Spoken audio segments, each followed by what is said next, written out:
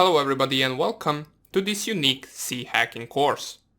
Now, in this course we are going to create our own advanced malware that is going to perform multiple things and that will target all Windows systems.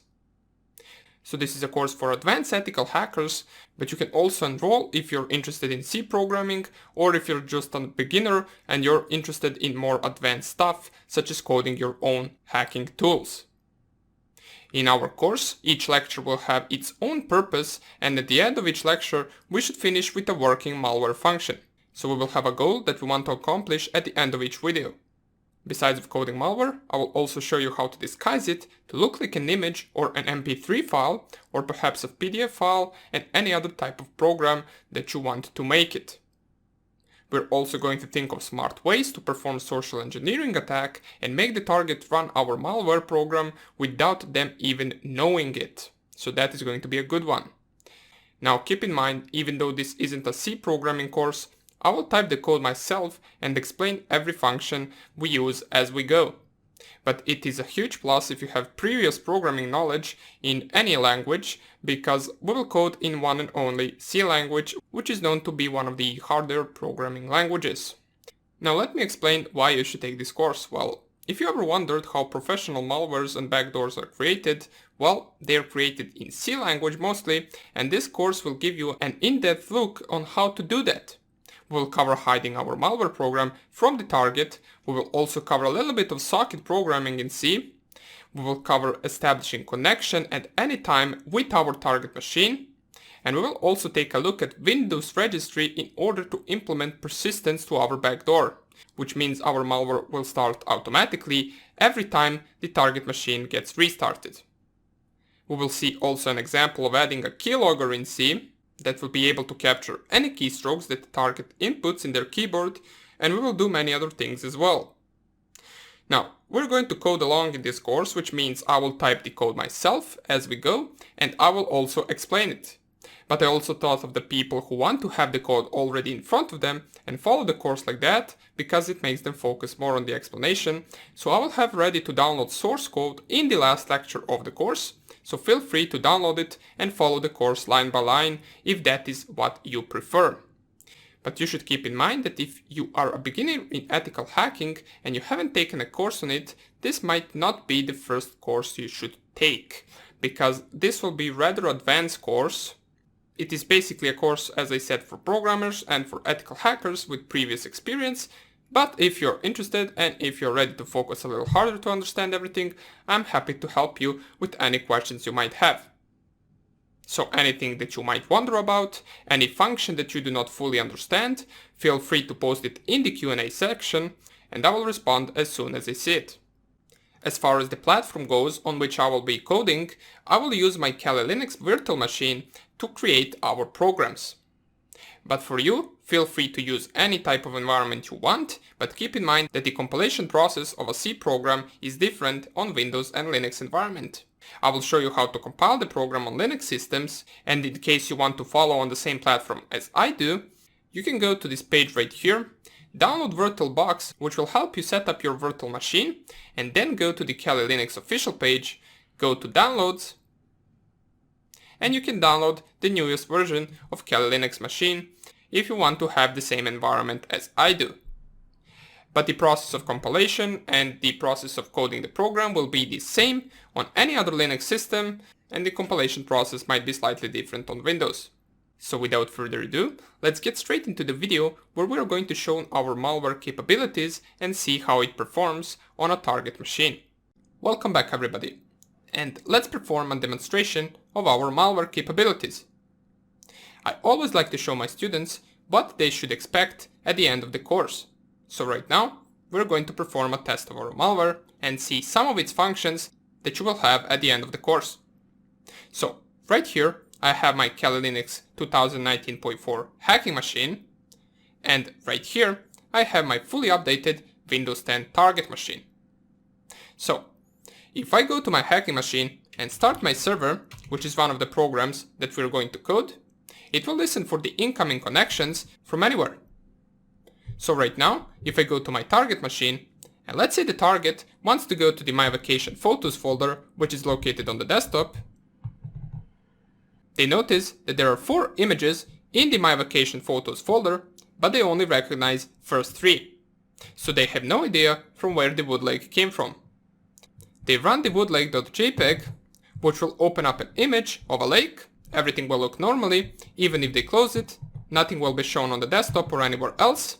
They will have no idea that just by opening this image, they have started our malware. And right now, if I go back to my Kali Linux machine, we can see we successfully established a connection with Windows 10 target machine.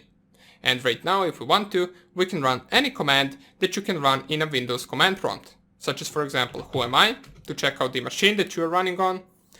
You can check out the IP address using the ipconfig command. You can check out all of the directories and all of the files that the target has. If you type dir command, it will give you an output of all of the files in that current working directory. And we can see our program is currently hidden in the temporary directory on target machine. Another thing we can do, we can start our keylogger using a simple command called keylog_start. Press your enter, and just like that, our keylogger has started, and it will capture all of the keystrokes that the target inputs in their keyboard. So let's see how that will work. Let's say the target wants to go to the My Secret Passwords folder, and they want to add a new password, for example, for a Steam account. They go right here, they type Steam, 2 dots, enter for the new line, then tab, and then password 321. Let's say that is the password for their Steam account. But if we go back to our Kali Linux machine and type dir once again in the same directory as our malware, we can see there is a new file called windows.txt. If we want to see the contents of the file, we can type the command, which is type windows.txt. It will output everything that the target has inputted in their keyboard since we started our keylogger. And we can see right here, Steam, 2 dots, new line, then tabbed in, and then the password 321. This will also work for any online account and any login page. So if they go, for example, to an Instagram login page, they type in, let's say, video_test as a username and test1234 as a password. If we go back to our Kali Linux machine and type C command as previously, we can see the Instagram credentials have been added to the file. As we can see, video_test and test1234. So now that we know that we can also steal their data, let's see how we can navigate between the directories. We can use the cd command to, for example, go to the C directory, see the contents of the C directory, go to the users, for example, then to the user's desktop. And we can see all of the contents of their desktop directory. If we want to, we can also start different files. And also what we can do is we can create a persistence on the target machine. How can we do that? Well, simply just by using the persist command, which we will also code. It will create an actual persistence on the target machine, meaning it will add our malware to the registry, which will allow us to automatically start our program every time the target restarts their machine, without them even knowing it. So you can see right here, we get the response from our malware, which says created persistence at this registry. So those are just some of our malware functions. And let's say right now we want to quit our program. We can simply just type the Q command, which will close the connection and which will close our program. So we will see how to code all of this. We will also see some of the social engineering techniques to mask our program to look just like a normal program, as you saw in the woodlake.jpg file. It only opened an image and nothing else, but it also ran our malware in the background. So that's about it for the demonstration, and in the next video I will show you a unique way to make any exe file an image. So hope you enjoyed this demonstration, and I hope I will see you in the next lecture. Bye! Welcome back everybody. And in this tutorial I want to show you how you can convert any exe file to look exactly like an image. So for this tutorial you will need 2 things. You will need an exe file. Basically it can be any exe file that you want, whether it is an interpreter created from the MSF1OM or just some exe file that is located somewhere in your PC. It doesn't matter, you can use any you want. And you will also need a Windows environment which has WinRAR. Okay? So if you are running Windows and you don't have WinRAR, make sure that you download it first before you attempt this, because we're going to need it while creating the image with our malware. Now if you don't have any Windows machine, you can simply just download VirtualBox and download some Windows environment, and then you will have a Windows machine where you can convert your malwares to images and any other file types, and you will also have an environment where you can test our malware once we create it. Okay? So, assuming that you already have Windows and that you already picked your exe file that you want to convert, let's see what else do we need. Well, you're going to need an image, whether it is an image that is already on your computer or the one that you will download from the internet, it doesn't matter. You will need one, so make sure that you get an image, whether it is JPEG or PNG, it also doesn't matter. And once you picked your image, you want to go to your browser, go to your search bar and type in JPEG to ICO. Now it doesn't matter if your image is PNG, you still want to type this. Once the search results are ready, you want to go to the first link, which is https://iconconvert.com, click on it. It should open up this page where the first step is to upload an image.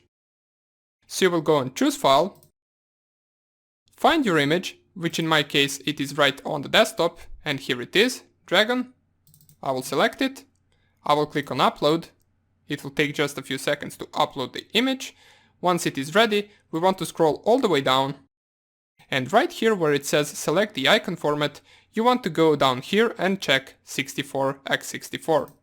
It will automatically fill in the other circles, which are custom size and multi-size in one icon. Once you clicked on this, go to convert ICO, and in just a few seconds you will see these download your icons, click on it, and it will ask you where you want to save it, so you want to save it onto your desktop, click here save, and it will download it straight away, okay? So once that is ready, you will have these three files on your desktop. Once again, the exe, the image, and the icon for that image. So once you do that, you want to separate the image and you want to separate the exe. Then you want to select both of them, right click on them, and go to add to archive. For this you will need WinRAR, so that's why I told you to download it. So right here, once you go to add to archive, it will open up this small window where it will prompt you with some different options. The first thing you want to change is you want to go right here and type the name that you want your image to be. In my case, I want my image to be called image.jpg. But since we all know in order for our malware to run we need to have the exe extension, we want to go right here and click create SFX archive. Click on that and you will see it will automatically add the .exe extension right here. Once that is done, you will have image.jpg.exe in the archive name. Then you want to go to the advanced, and right here under the advanced you want to go to SFX options. And right now we need to go tab by tab and set up different options. So in the general tab, we don't need to set up anything.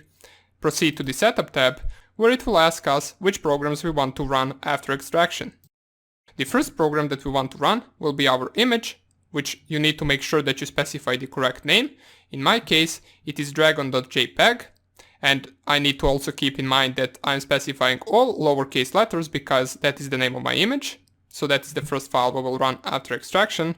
Let's type it in, dragon.jpg, press here enter, and right below the dragon.jpg you want to specify the name of your exe file. In my case that is backdoor.exe, all lowercase letters, so backdoor.exe. Once that is ready, we can proceed to the modes tab, and in the modes tab you want to check right here unpack to temporary folder and go all the way down and click on hide all. After you click that, you want to go to the advanced. In the advanced we don't want to change anything. In the module there is nothing to change, license as well. And right now once you go to the text and icon, you want to go all the way down and click on the load SFX icon from the file. Click on browse and pick your icon that you created using the icon converter that we've just used 2 seconds ago. Pick your icon. Once you do that, you want to go to the update, and in the update tab you want to go to the extract and update files, and in the overwrite mode you want to go to the overwrite all files. Once you do that, click on OK. Click once again on OK. And in just a few seconds we should have our file ready. As we can see, here is our malware that will open up an image once executed. You can see it does have the image.jpg extension, but that is only because in this Windows system the extension is hidden. So for example, if the extension is enabled, which is not the case in most of the Windows systems, then this file would be named image.jpg.exe, because if we go to the properties of this file, we will indeed notice that this file is the type of exe, even though its name is image.jpg. So let's see what happens once we open this file. I will double click, and in just a few seconds we can see an image is being opened, and it is the exact same image, which is this dragon image on my desktop.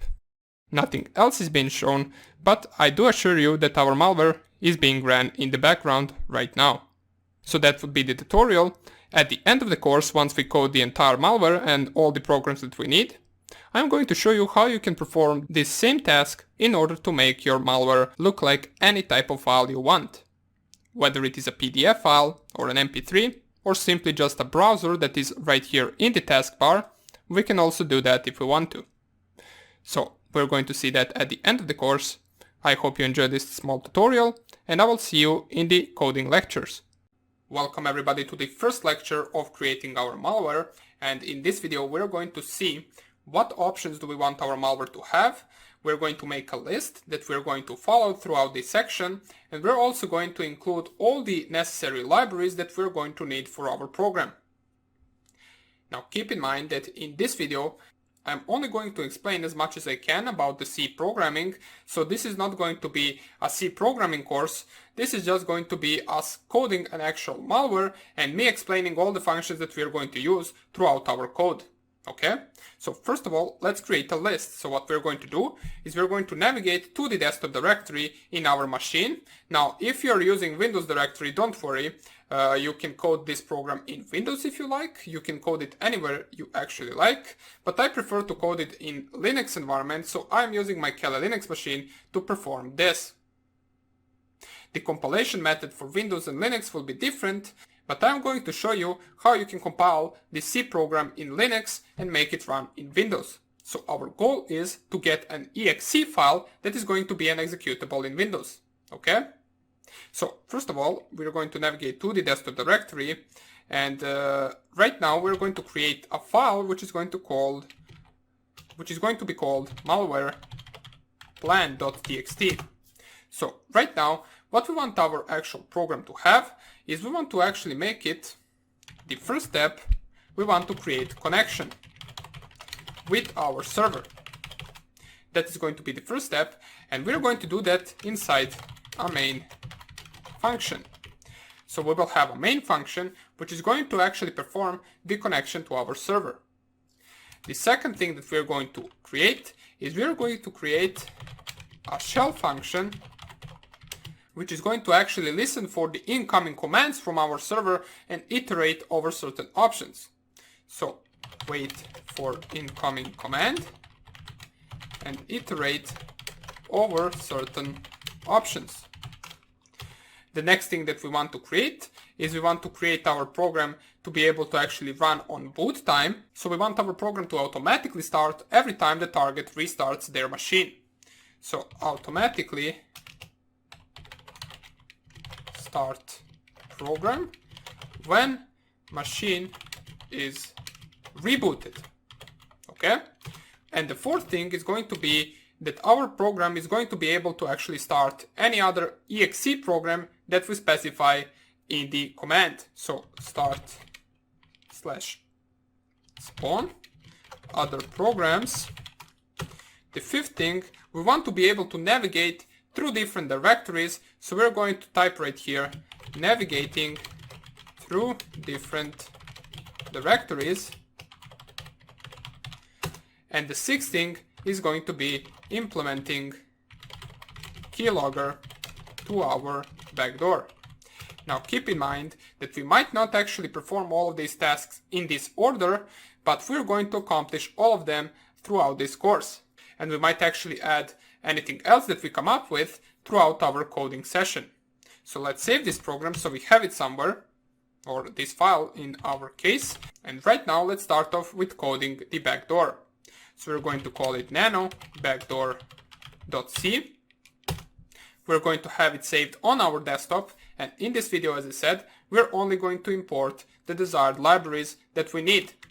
So right here we're going to type include and then open tag stdio.h, and this is standard input. So the next library that we're going to include is stdlib.h,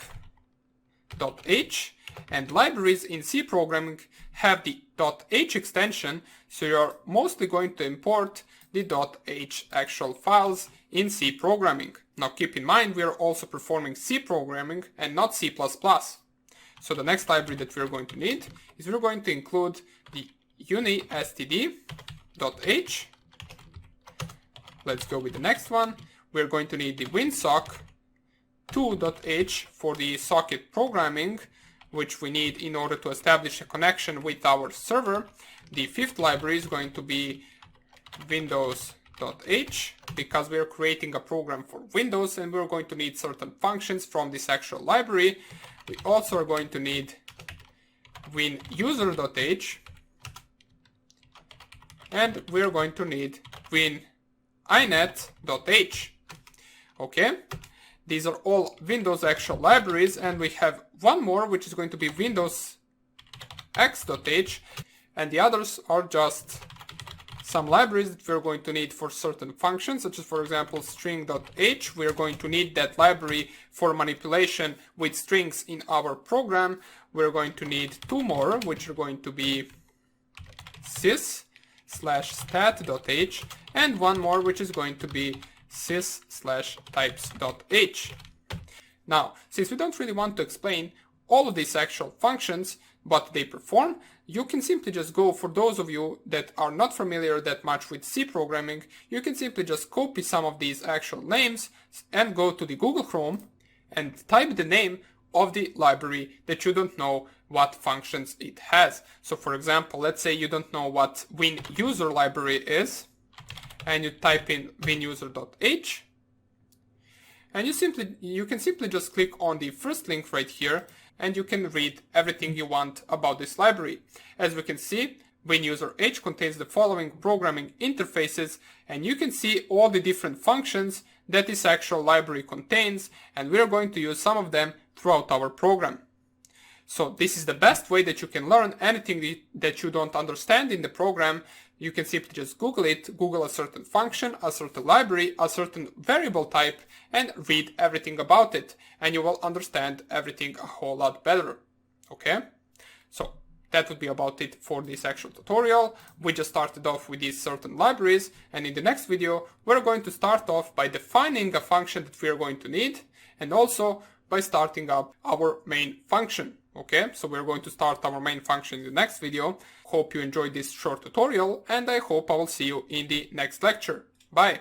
Hello everybody, and welcome back. So in the previous video, we included all of these libraries that we're going to need certain functions from in our program, and right now we are ready to start our Windows main function. So as we said previously, our main function is going to accept, or in our case, in the backdoor case, it is going to connect to our server that we are going to run on our Kali Linux machine. So we need to create the connect function in our Windows main function, and then we can perform all the other tasks. So right now, let us start off with defining our function. So first of all, in C, the function is defined with the simple name and then the two brackets. So our function name is going to be win and then main. Okay, so right now I'm going to zoom this in so you can see even a little bit better. We are going to name our function, as I said, Windows main, and we also need to define what type of function is our main function. In this case, we're going to make our function to return an integer, and it is going to also be an API entry function. Okay, so the reason why we are specifying these options for our Windows main function is because since we are coding a Windows program, every Windows program includes an entry point function that is named something like Windows main. It also needs to create an API entry so we can have access to different functions that we're going to use through our program. Now, this function also takes a couple of parameters that we need to define between these two brackets, and those parameters are h instance, and then smaller h, and then capital I instance, comma, h instance, again capital letters, and then h prev, comma, lp_str, and then lp_cmd line, and then the last parameter is going to be integer value, and then ncmd show. Now basically h instance represents or is a handle to an instance or a handle to a module. Now the operating system uses this value to identify the executable when it is loaded in memory. And also the instance handle is needed for some Windows functions. Now the hprev right here that we typed as a second parameter, it really has no real meaning. It was used in 16-bit Windows, but now it is always 0. The CMD line contains the command line arguments such as a Unicode string. And the last parameter that we specified right here, which is the ncmd show, that is simply just a flag that says whether the main application window will be minimized, maximized, or shown normally. And that is basically the first thing that we need to do in our function. But before we start coding the actual function code, we need to open up these curly brackets right here, and everything that is inside those curly brackets will belong to our main function. Okay? So, since we're coding an actual program that is going to belong to this function, we're going to tab it once so we know that it belongs to Windows main function, and so it looks better. The first thing that we want to do is we actually want to minimize our program, or in our case we want to make it invisible as it runs. So we're going to use this ncmd show variable to actually minimize our program and to also make the console not appear during the running of our program, which is essential once you're creating a virus, a backdoor, a malware for ethical hacking. You don't want your actual target to notice that you ran something on their PC. You'd want them to actually execute your program and nothing to be shown, so they just simply think the program doesn't work. That is the goal. So how we're going to accomplish that? Well, simply we're going to create a stealth handle. So in order to do that, we need to specify it like this, hwnd, and then we're going to call it stealth. And right here we are creating a handle to a window. With the help of this, we're going to make our window not visible to the target. After it, we need to call the allocate console function, and we call it like this. We simply specify the name, then we open normal brackets, and at the end we need to specify dot and comma to mark the end of the line. Now this will allocate a new console to the calling process, and this function takes no parameters. That's why it simply just has open and close brackets. Now that we defined our stealth variable right here, we're going to call a function to it, and that function is going to be find window A. This function takes two parameters. The first one is console window class, and the second one is going to be null. Now on our stealth, we will perform this function. It is an actual function from the winuser.h header, I believe, and this function retrieves a handle to the top level window. It takes two arguments. First one is this class name, and the second one is the window name. And the actual window name we defined to be null. Now don't forget to add dot and comma at the end to specify the end of the line. And right here we're going to call a show window function. And the reason why we're calling this is because in this line we will specify whether we want to show a window to our program or not. Now, as I mentioned previously, since this is a malware, we don't really want our program to open up anything. We want it to work in background. Therefore, we are going to specify two arguments for this function. The first one is handle to the window. In our case, that is stealth. So simply just specify as a first argument stealth, and then comma, which is going to separate the second argument, which is going to be the actual ncmd show, which is this variable right here. And ncmd show parameter from our function is an integer, as we can see right here, and we will set it to be 0. Now the reason why we're setting it to be 0 is because in this function 0 means hiding the window and activating another window, and that is exactly what we want to perform right here. So with this actual line, we finished off with the part of our program where we actually hide the console, okay? And right now we are ready to create a socket object and to make our backdoor connect to our server. So we're going to perform that in the next video. This is just a small step that we performed right here, but crucial step since we don't want our target to notice anything when running this program. And in the next video, as I said, we're going to connect back to our server. So I hope you enjoyed this, and I will see you in the next lecture. Bye! Hello everybody, and welcome back to this tutorial. And right now, let us start off with the creation of socket object that we're going to use to perform the connection to our server. So let's start right away, and the first thing that we are going to need to do, we're going to need to define a certain variable that is going to be a part of a structure called sock address underscore in. Okay, so let's do that right here. We're going to call a struct, which is something similar as a class in any other programming language, just in C there are no classes. Right now we're going to call struct and then sock address underscore in, which is the actual name of the structure, and then the server address, which we can define just simply as serve addr, and then the dot and comma, and right here we defined the actual server address. Later on we're going to need to actually define different parameters to this variable right here, but for now on we're simply just going to leave it right there. And here the second variable that we're going to need is going to be an unsigned short, and that variable is going to be the server port.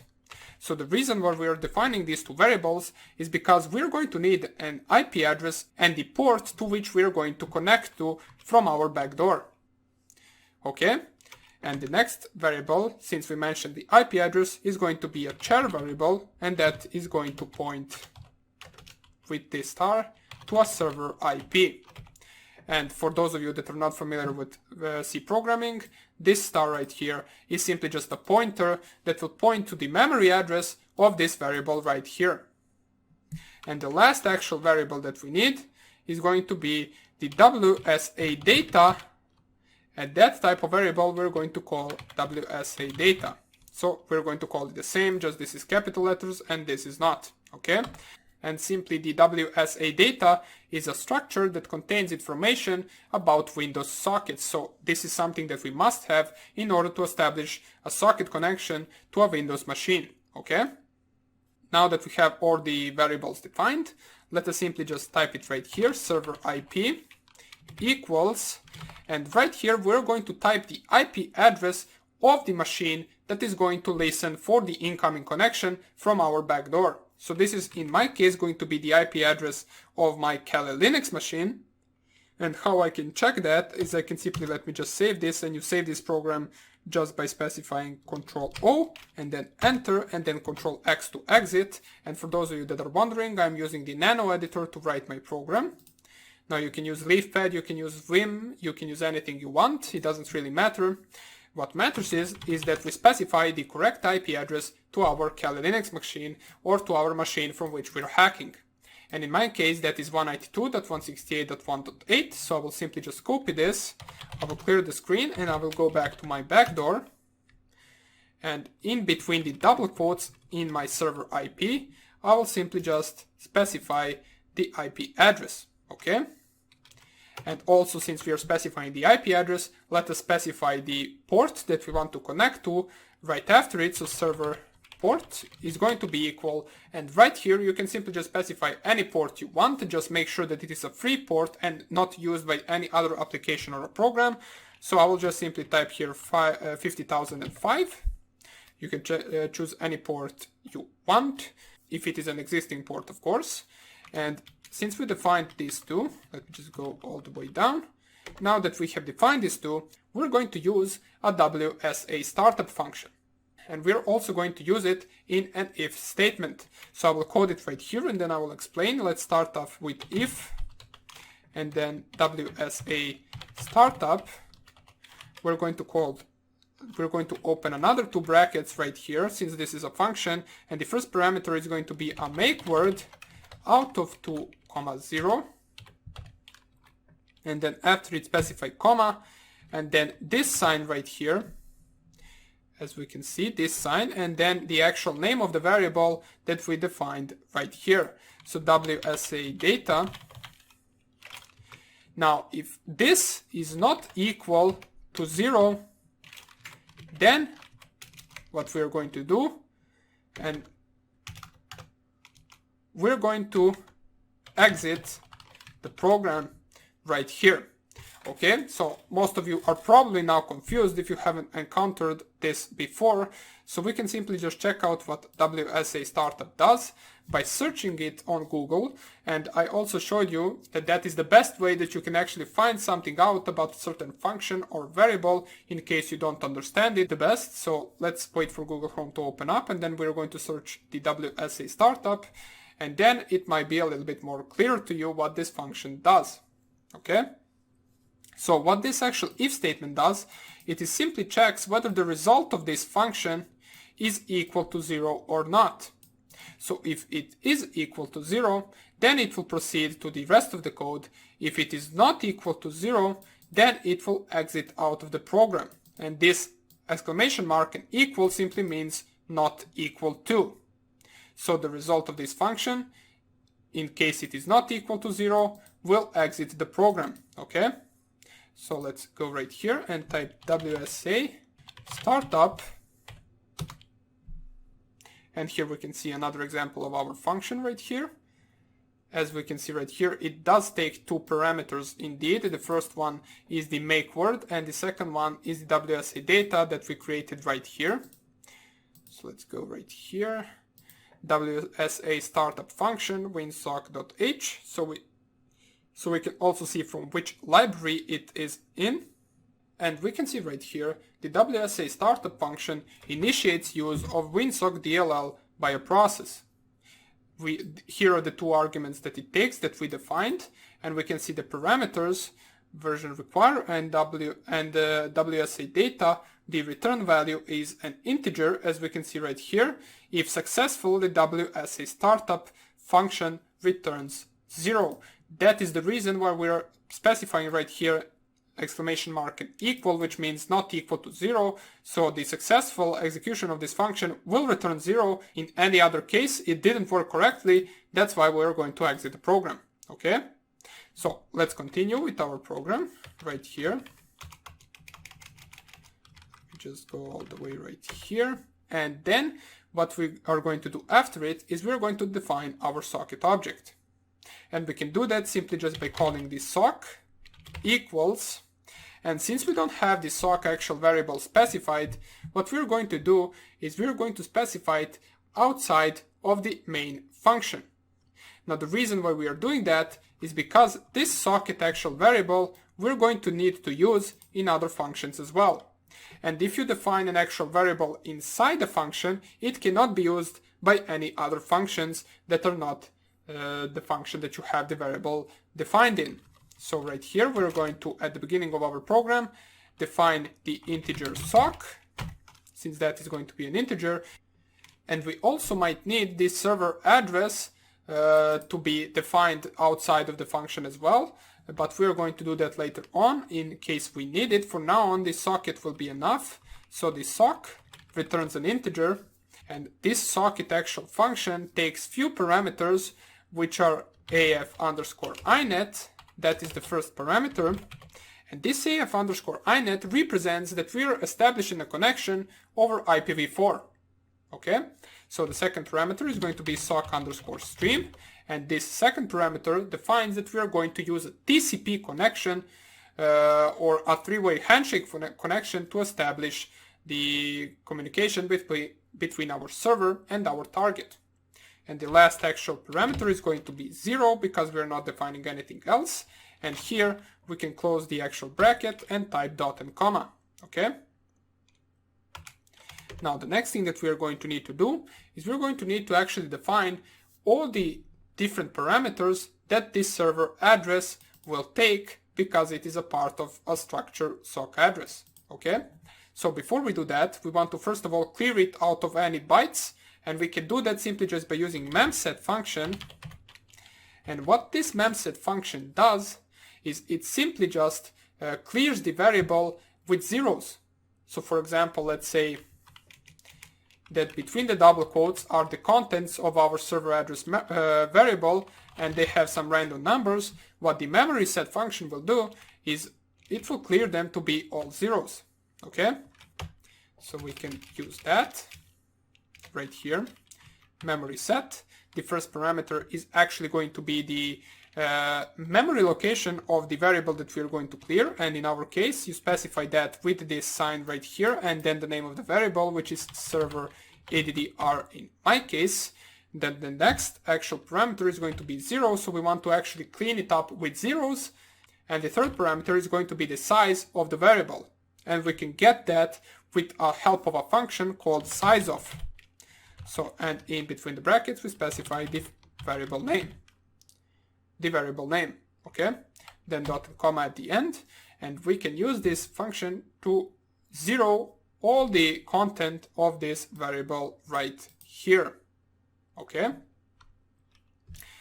and now we can define different parameters that are going to belong to this variable.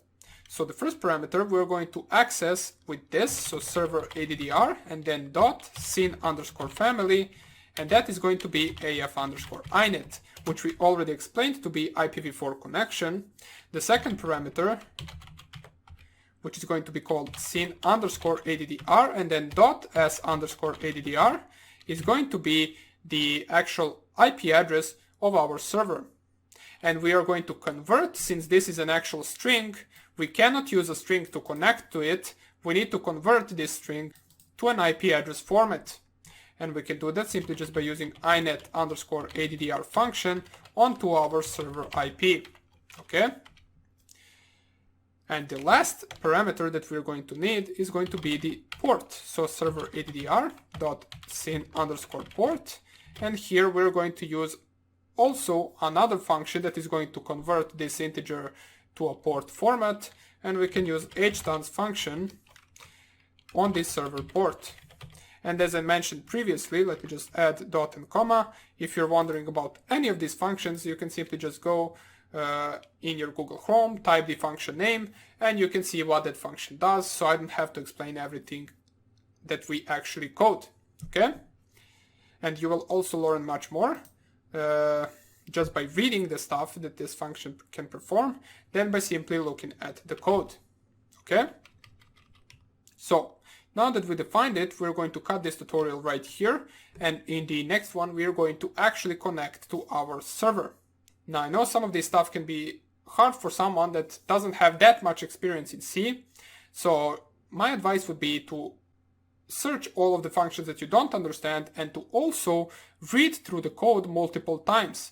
It really does help a lot, and you will understand it a whole lot better if you simply just go through the code multiple times than just one. Okay, so let us save this, Control X to exit, and we're going to continue in the next tutorial. Bye. Hello everybody, and let's continue right away with our program. So I will just nano my backdoor.c, go all the way down, and what we're left to perform in this main function before we can close it and go to the next function is we need to perform the connection.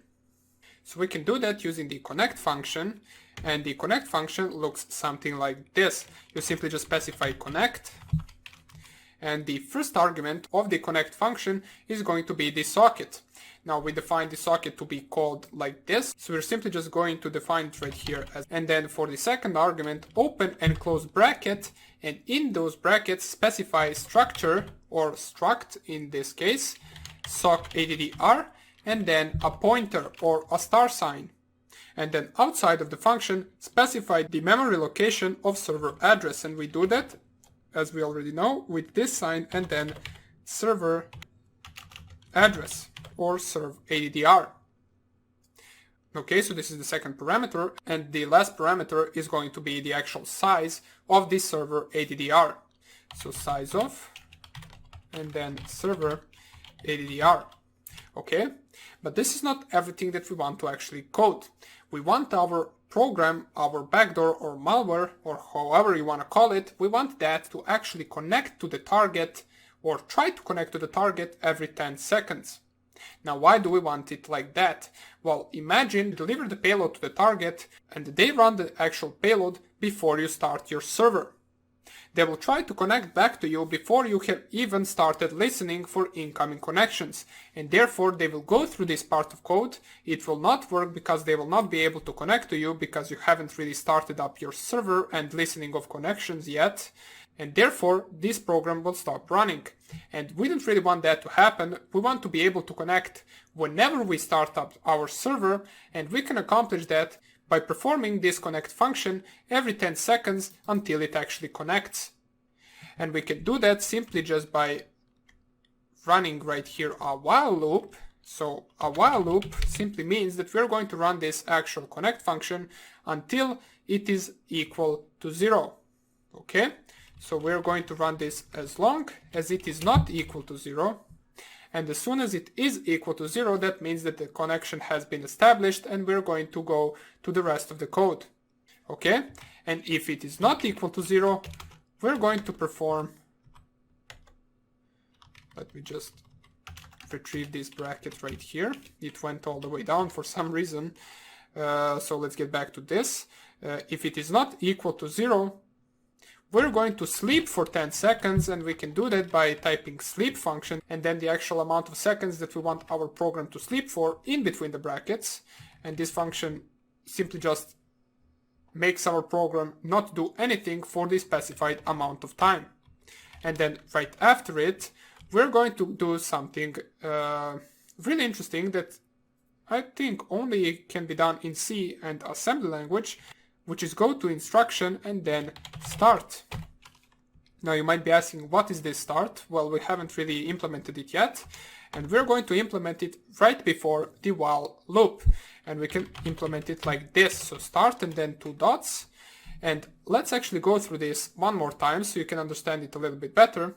We have something called start right here. So let's imagine this start line right here as some type of a checkpoint.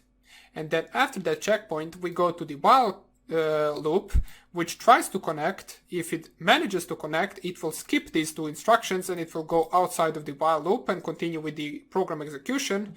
But if it doesn't manage to connect, it will go to these 2 instructions.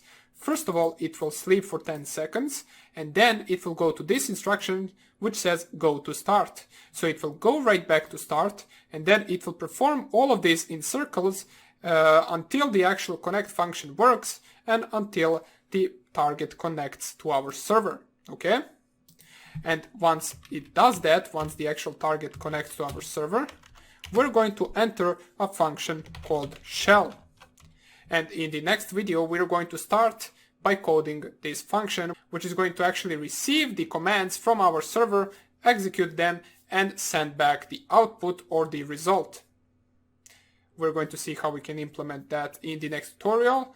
So for now on, that will be about it. We managed to actually create a while loop that is going to connect every 10 seconds until it manages to connect.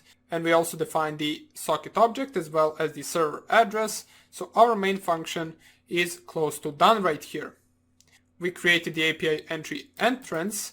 We hid our actual console from the target so it doesn't open up anything. We defined all the necessary things that we need, such as IP and port, and then we connected to the target. And right now, as I said, we're ready to execute the commands. So that will be about it for this tutorial. I hope you enjoyed it, and we are going to see how we can continue coding this program in the next lecture. Bye! Welcome back. In this video, we're going to create our shell function. So the goal of this function is for it to be able to execute the commands that our server will send to the target. So we're also going to perform that in while true loop, but before we do that, we need to allocate some of the different variables inside that function. So let's go and navigate to our backdoor.c. I will open it with the nano editor.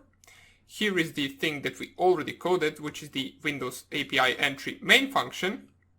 And now, as you can see down below in the previous video, we called the shell function, but we don't yet have it, so we need to code it right here. We're going to code it at the beginning of the program.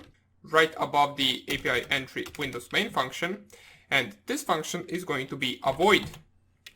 Now, what does this mean? Well, a void function means that it will not really return anything from this function. If you simply just call a function integer, like this one right here, this means that this function will return an integer number, such as, for example, it will return 1 or 0. But once you call the function void shell, that means it will not return anything. We don't really want to return anything, as this is actually the main part of our program. Okay? So we need to call the open big brackets to make the code actually belong to this function. And right now, we're going to allocate 3 different variables inside this function. The first one is going to be the buffer variable. This is going to be a char type variable, and it is going to contain 1024 bytes of memory. Okay? So what we're going to use this variable for is we're going to use it to receive the actual command from the server. So let's imagine this scenario. We are running our server that, keep in mind, we haven't coded yet, and we send a command to the target that is going to be, for example, delete this file. So that command is going to be stored in this variable, and we're going to code that right here. Okay, so the next variable that we're going to need is going to be the container variable. So we're just going to call it container. And this variable right here is also going to be 1024 bytes large. And I will explain once we get to the actual end of this function what is the use of this variable. And the third actual variable that we need is total underscore response. And this actual variable is going to have 18,384 bytes. So this is going to be a lot larger than the previous two. And you will see why we need it like that. Once we create all of these variables, we're ready to jump into the while true loop, or in our case, while one loop. As we previously explained, while one loop means that it will iterate forever until some certain breakpoint is called, or until some actual task is fulfilled.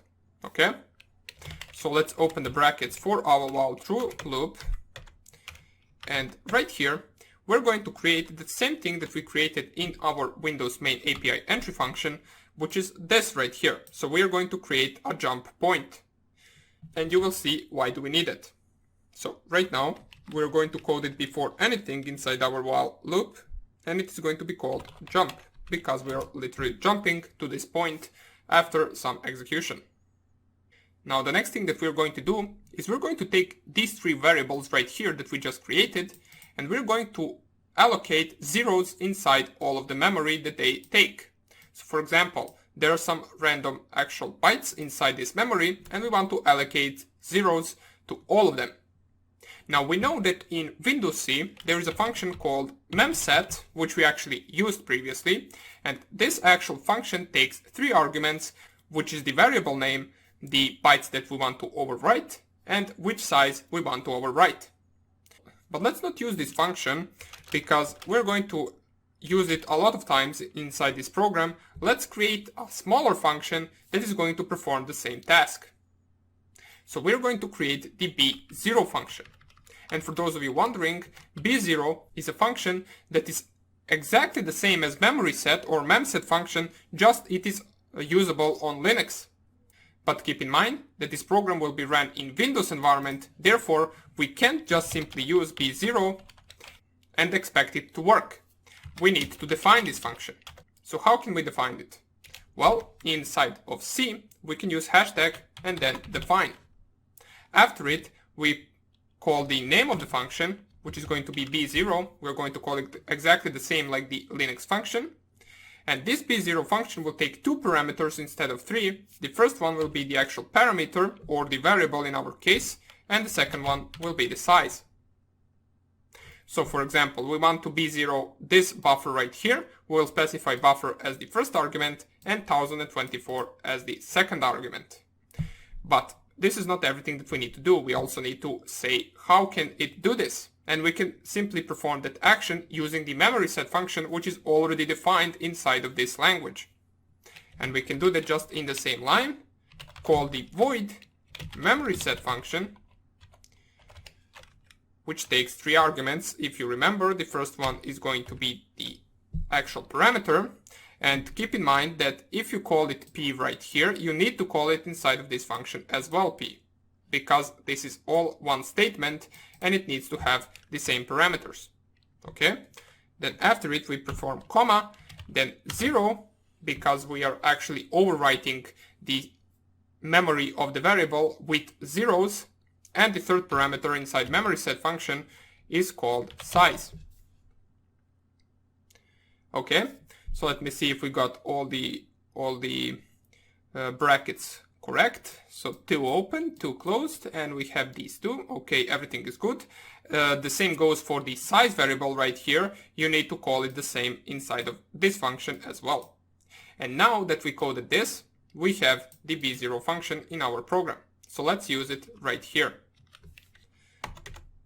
We're going to b0 every single variable that we created right here. So all 3 of them. Let's go with the first one, b0, and then buffer, and then 1024. As we can see, that is the size of the variable. Then we can go on to the second one, which is going to be b0 container.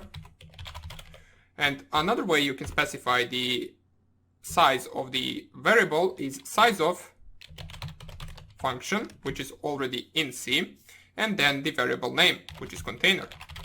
So this is another way we can do it. Perhaps a better way than this one. So it is a better practice to actually use this way, to b0 the variable. And the third variable is going to be total underscore response, and then size of the total response. Okay? So right now, let's see how we can use all of these variables. Let's think about it. So the first thing that our program needs to do is to receive the command from our server. So how can we do that? Well, we can do that using the receive function. This receive function will take 4 parameters. The first one is going to be the socket that we created, which we called simply just sock. If I'm not mistaken, let us check it out. Yes, we called it sock. So that is the first parameter of this function. It will receive the bytes on this socket object. Where will it store it is the second parameter. So we want to store the response from the server or the actual command inside of this variable, which is the buffer variable. So we simply specify buffer as the second parameter. And the third parameter is going to be the size of the variable where we are storing our response. So that is going to be 1024 bytes. And the fourth parameter is going to be 0, which implies that we are not specifying anything else besides these 3 arguments. Okay? And now, once we receive this, we can enter our if-else statements. So let's leave that for the next video. For now on, we simply started this function. We allocated 3 different variables. We b0'd all of the 3 variables, and we received the command from the server. Now, in the next video, we're going to see how we can execute that. Thank you for watching, and take care. Bye. Welcome back. And in this video, we're going to start off with our if-else statements inside our shell function. So the first thing that we need to do is compare this buffer with different commands. For example, let's say the server wants to quit the connection with the target. We can do that by specifying something that is short and to the point, so the actual user of this program can understand it. So how we are going to perform that? We can simply just send the q command from our server to our backdoor, which we are coding right here. And the backdoor should know that this q as a string will indicate that we want to close the connection and close the program. So how we can implement that? Well, we can simply compare if q equals to buffer, and if it does equal to buffer, we simply just close the socket object and exit the program. But how can we compare? We can't really perform this action right here. What we can do is we can use a function that comes already in C language, which is called string compare. So it is called like this, strncmp. And this function takes 3 arguments. The first argument is going to be the string that we are comparing. The second argument will be the variable that we're comparing the string with. And the third argument is going to be how much characters are we comparing. So in this case, we're only comparing one character. And now we need to put this in an if statement. So if, and then we will open a bracket, if string compare of this equals to 0, because if it is equal, if q is equal to buffer, then we will return 0, because this is an integer function. It will return an actual integer number. It will return 0 if these two match. So if it is equal to 0, that means that the server wants to quit the connection, and then we can simply just close the program. Well, first of all, close the socket object and then close the program. So first thing, we will call the close socket onto the sock object, which we created in main function. The next thing we need to perform, because this is going to be ran on Windows environment, we're going to perform the WSA cleanup, which we need to perform after we close the connection, and then we can simply just exit the program. And this is it. So this is everything that we need to perform in this case, where the actual server wants to quit the connection. In any other case, we will execute that command. Let me just make this a little bit prettier so we can follow all the brackets one by one. So how can we execute the command? What we need to do is we need to take the command, which is in string, which is just a bunch of characters, and tell the program this is what you should run in your system. So in order to do that, we're going to perform something that we haven't performed previously, which is going to be the creation of file descriptors. So file descriptors are created like this. You type the file keyword in capital, then the star sign, and then the actual name of the file descriptor. This just means that it will point to that specific memory. Once we do that, we're going to perform something similar to opening of a file. In order to just open a file, you can simply just type fopen, but we don't want to open a file, we want to open it as a process. So whatever is stored in this command will be ran as a certain process or as a certain task that the system should execute. And we can use underscore popen to do that. This popen function will take two parameters. The first one is going to be the buffer from which it will read the command. And in order for it to actually read the command, we need to specify it as a second parameter. Inside double quotes, we specify R, which stands for read. So simply we're telling the program, read this buffer and execute it. Okay? But it's not just that simple. We also need to actually get a response from the computer. So we want to send that response back to the server. We can do that using a while loop. And keep in mind, all of this should belong to this else statement, so that is why it is tabbed in. So let's continue, while, and we're going to use the fgets function, and fgets function will simply explain just get string from another variable into a different variable. So we're going to use the container right here. Oops, let me just open the brackets. While fgets and then container, and I will just write it right here, and then I will explain it, 1024 bytes, and then fp is not equal to null. Then what we're going to do is we're going to use strcat function, total underscore response, and then container. So let's explain what this does. We have two different variables. First one is the container, and the second one is total response. What we are doing right here is we're checking if the response can fit into 1024 bytes. So let's go like this. Let us explain it a little bit better.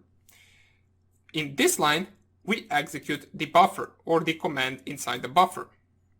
And we also store it inside of this fp.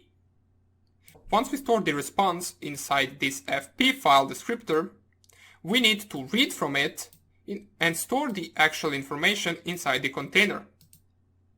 And container is the size of 1024 bytes. That's why we are using while and then fgets. We are getting 1024 bytes from the file descriptor inside the container variable. But let's imagine the response is actually larger than 1024 bytes. What happens then? We cannot store more than 1024 bytes inside the container, but the response might be larger than that. So that's why we're iterating in a while true loop. We're simply just pasting the first 1024 bytes from the file descriptor inside the container, and then we are actually adding that container into the total response with the string cat method. That means, let's say like this. This is the first part of the response. Let's say this is the first 1024 bytes of the response. We add that to the container, and then from the container we add that to the total response using this function right here. And then it goes back to the while loop, and then it transfers the next 1024 bytes to the container. The container will once again be, let's say, BBBB now. And then we transfer those BBBB and concat it to the previous container and store it in total response, which is going to be this. Now, since our total response is much larger than the actual container, it can store all of the information. And this will be our total response in this case. And all we need to do is actually send that total response to the server. And we can do that outside of the while loop, but still inside of the else statement using the send function. So send, the send function will take sock as a first argument, then it will take the total underscore response as a second argument. The third argument will be the size of the total response. And the fourth argument will be 0, indicating that we are not specifying anything besides this. And in C, once you finish working with a file descriptor, you need to close it using the fclose function. And in brackets, you simply specify which file descriptor you're closing. In our case, we called it fp. So right here, we will specify fp. And then dot and comma. So that would be about it for this tutorial. And we will continue in the next one. Bye. Hello everybody. And in this video, we're going to actually jump into our different program, which is going to be our server. Now, I know that we haven't really finished our backdoor, but we have finished the main part. Let me just enter the file. We have finished the main part, which is execution of the commands. So right now, theoretically, with this program, we can do something similar to this, which is executing commands similarly to the command prompt. So for example, if we type who am I, it will give us an output. If we type dir, it will give us the actual directory and all the files inside of that directory. We can type cd to get the path. We can read all of the files by typing type, and then for example, let's say the target has password.txt, we can read them using this command if we want to. We can also get all of the saved wireless passwords with different commands, which I will show at the end of this course. But before we continue adding on to different options to this program, such as for example, Keylogger, persistence, which is going to start the program after the reboot automatically, and also, for example, starting the different programs with that, changing directories, which is also something that we need to add. Let's see whether this, first of all, works. And in order to see whether this, first of all, works, we need to code the server part, which is going to listen for the connection. So that's why we're going to save this, Control O, and then Enter. And we're going to nano server.c. Okay? First of all, I will import all the needed libraries, which is going to be first include stdio.h, then just follow up with me right here. We need to first of all, okay, the second one is going to be sys/types.h. The third one is going to be for the socket, which is going to be sys/socket.h. .h. Now we have significantly less libraries right here, so we have only like 3 or 4 more. let's go right here, net inet /in.h. The fifth one is going to be the usual one, which is the stdlib.h. The sixth one is going to be string.h for the string manipulation. And we have two more. The first one is unistd.h. And the last one is going to be arpa/inet.h. Okay, so now that we have all the libraries included that we need for this server, let's continue with our program. Now keep in mind that this server program will only have one function, which is going to be the main function. And it will be significantly smaller than the backdoor program, because this is only right here to create a connection or to listen for the incoming connection and to send the commands and also receive the response. So let's start off. We are going to open the big brackets right here, and everything inside of this program will belong to this function. First of all, we're going to create all the variables we need, which is going to be the socket and the client socket. Now the reason we need client socket is because we are the server, we need our own socket, and once the client initiates the connection to us, we also need to store the client socket. That's why we are creating two socket objects right here, or in this case two integers right now. The second thing that we're going to need is going to be once again buffer.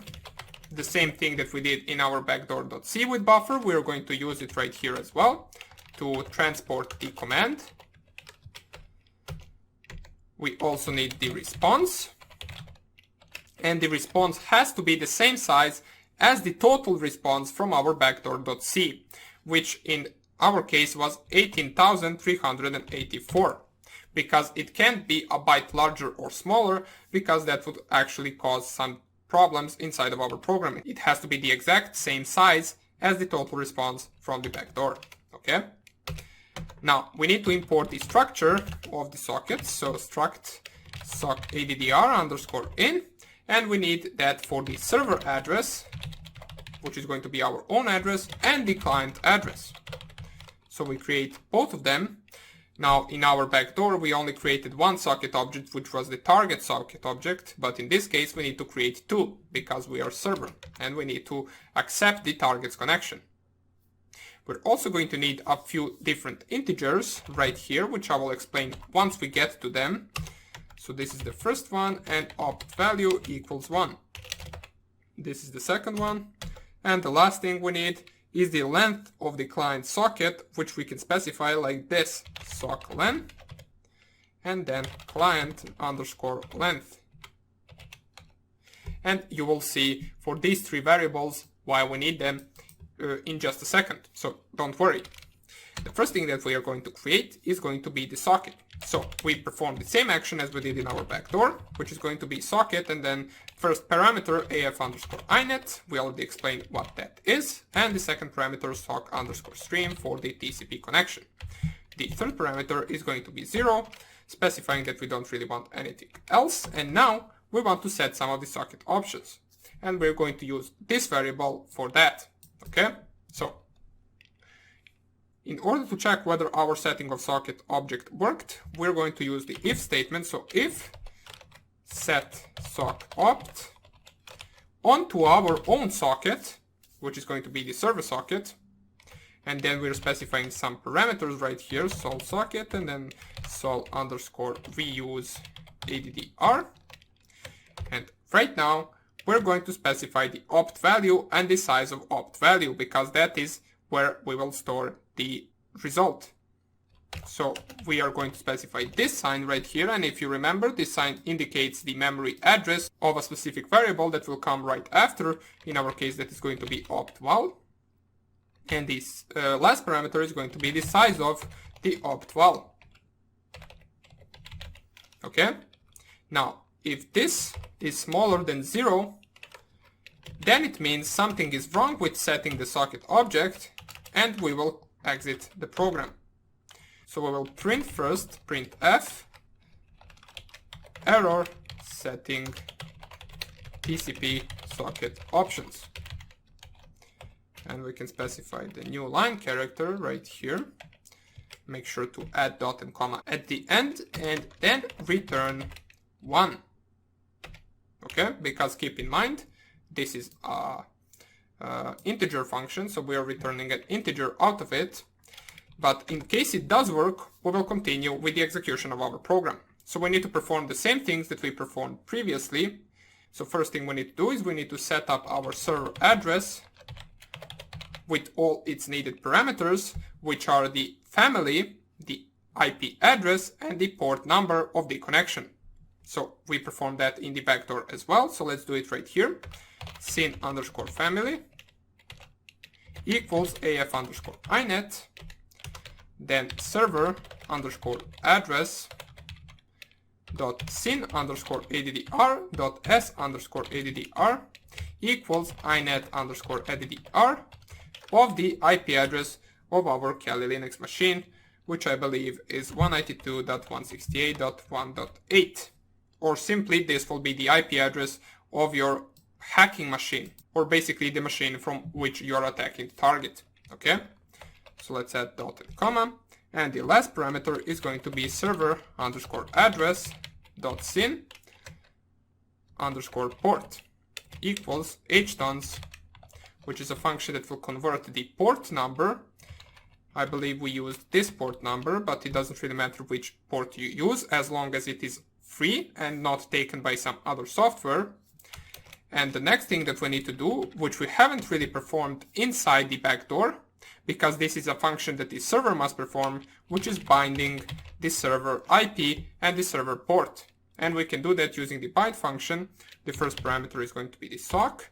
The second parameter is going to be the structure of sock addr, pointing to the server address, because the server address actually has these information which we need in order to actually bind the connection. Okay, and the last parameter is going to be the size of the server address. Okay, so you will notice this actual function is similar to the connect function inside of the backdoor. And right now we need to listen for the incoming connections, which we use this function for, which is the listen function. It takes 2 arguments, the socket on which we are listening and the amount of connections we want to accept. So in this case, 5, let's specify like that. The next thing is going to be the client length, which we actually created right here. It is going to take the length of the client address, so we can specify that like this. Client length will be equal size of the client address. Easy as that. And the last thing before we establish the connection is going to be the accepting of the connection request. And we can do that with simply calling the accept function and storing the result inside the client socket. Because the accept function will return the client socket, or the target socket in our case, and we want to store it in this variable right here, which we will then use to communicate with the target. Okay, so accept, and then the first parameter is socket, or in our case just sock. The second parameter is once again the structure of the sock address, pointing to the memory location of the client underscore address, and the size of the actual client address, which we can specify like this. So client length, because this variable right here stores the size of the client address, that's why we can specify it like this. Okay, so this is our first part of the main function. In the second part, which is a lot easier because it is simply just a while true loop iterating over different commands, we're going to do that in the next tutorial. So first of all, try to understand this as much as possible, because I know if you are doing the socket programming, it can be really hard at the beginning, especially in C language. But keep in mind, the more you read it, the more you search on the internet for a function that you don't fully understand, the more you will get to know how this program really works. Okay, so thank you for watching, and I will see you in the next video. Bye! Welcome back everybody, and let's continue with coding of our server. So what I'm going to do is I'm going to first of all nano the server. Oops, I need to go to the desktop environment first and nano the server.c. And right here we have the first part of our main function. Now we accepted the connection, we set up all of the sockets as needed, we also set up the server address and all of its parameters, and now we are ready to enter the while true loop, where we're going to actually send the commands and iterate over different tasks. So let's go with it. It is going to be a part of our main function, so make sure to code it inside of the main function and type right below the client socket accept function, type while 1. Then you need to open the two brackets, and I'm going to do it like this so we can see everything really good. Right here, the first thing that we need to do is we need to code something that we already did in the previous program, which is backdoor.c, and that is the usage of jump statement. So we're going to code it at the beginning of the while true loop so we can jump whenever we want right to this point right here, okay? Now, after we do that, we need to b0 all of the variables that we created up in our main function. And those variables are buffer, where we are going to store the command that we're going to send to our backdoor. The response is also something that we are going to b0. And basically that will be about it. All the other variables we don't really need to touch. So let's go right here and use b0. And you will notice that right now we don't really need to define b0 in this program because b0 exists in Linux C programming. That's why we don't really need to define it, as we are going to run this server on our Linux environment, or in this case in a Kali Linux machine. If you code a server to run on Windows environment, you need to define b0 once again. Okay, so let's go right here, b0, and then we're going to type the memory location of the buffer to clean it up, and the size of the buffer, which is 1024 bytes, but we're going to define it like this. Then we need to b0 the response as well, which is going to store the entire response that the backdoor sends back to us. So we want to clear it every time. Let us type it right here, the size of response. And the next thing is we need to prompt the user of this server to input a command to send to the target. So for example, let's say we create a connection with the target system. We managed to hack a Windows 10 machine. And let's say we want to see all of the files in the desktop directory on the target machine. We would need to input somewhere dir command, and that dir command would be sent to the backdoor, and backdoor would execute that dir command in its terminal, and then it will gather all the response from that, which is going to be the output of the directories on the desktop directory, and then it would send that response as a string back to us, and then we would print it right here on our screen. So that is the task that we need to accomplish. So let's see how we can do that. What we are going to do right now is, first of all, we are going to printf something like this to make it look better, shell, and then hashtag %s, and then this sign right here, and then $sign.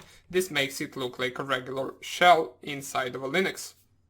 And 2 dots at the end, space, and that is the first argument. The second argument is going to be whatever we want to input instead of this %s, because this %s actually requires a string to be replaced right here, and we want to input there an IP address of the target machine. And we can do that using this function, which is inet_ntoa, and that function takes an argument of the client's, or in this case of the target's, IP address, which we can actually access like this, client_address, and we can see that the argument that stores the IP address is syn_addr. That's why we're going to type it right here, syn_addr. And once we print that, we need to wait for the user of a server to input a command, and we need to store it somewhere. So we're going to store it in our buffer. How can we do that? Well, we can use the fgets function, which will get the string and store it as a first argument, which we want to be a buffer, so it will store it inside a buffer. The second argument will be the size of the buffer, which we can access simply using the size of function. And the third argument is going to be how we want to access this information, or defined simply, from where we are getting the command. And we are getting the command from the standard input. So we're going to specify right here std in. Okay. Now we need to use a little bit of a string manipulation right after we get that. So for example, once you input a string inside a program, let's say this is a string, it will automatically sometimes have the new line character, which is /n. Imagine us actually sending this to the target and it tries to execute this, it would not recognize this command. For example, let's say we hack the target and we want the target to actually execute, for example, pwd, which stands for print working directory. So we input in our server pwd, but it sends pwd/n with a new line character. The target will try to execute this and it will fail because it doesn't recognize this as a command. So we need to remove this and now we can send this to the target.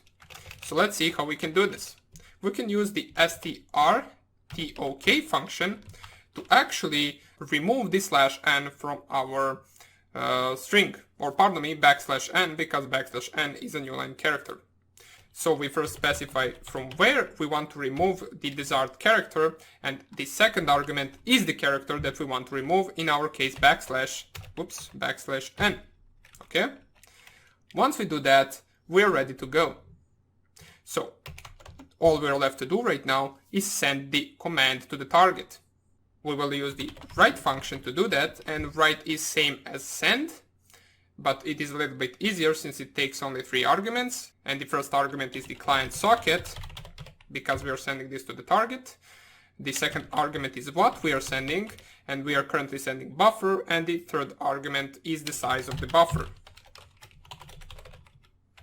And now we successfully sent the command to the target. So now we need to check for the different options of what the command was. So you remember in our backdoor, we checked whether the buffer was equal to Q, and if it was equal to Q, we would quit the program. We need to do the same thing right here.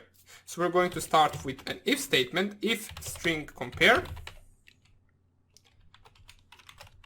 of Q with a buffer, and we compare one character, equals to 0. In this case, this means that it is equal. What we are going to do is we are simply just going to break from this program and close it. We don't need to perform any WSA cleanup, which we performed in backdoor, because this is a Linux environment and there is no WSA in creation of a socket. So this is a little bit simpler. The next thing we want to do, in case this isn't equal to Q, we want to receive the response from the target. So we are going to type here else statement, which means any other case where it is not equal to Q.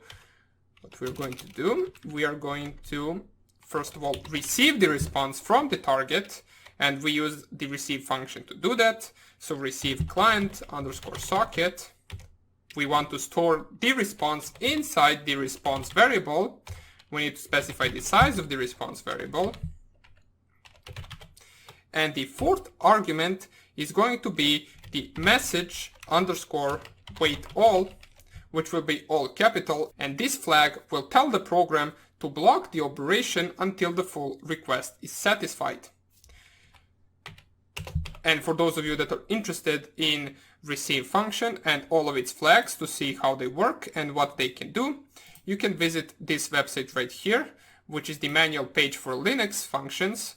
And you can see right here the receive functions, and all of its flags are down here. So there is quite a few of them. Okay, we used this one. So for anyone who is interested, you can check it right here. Okay.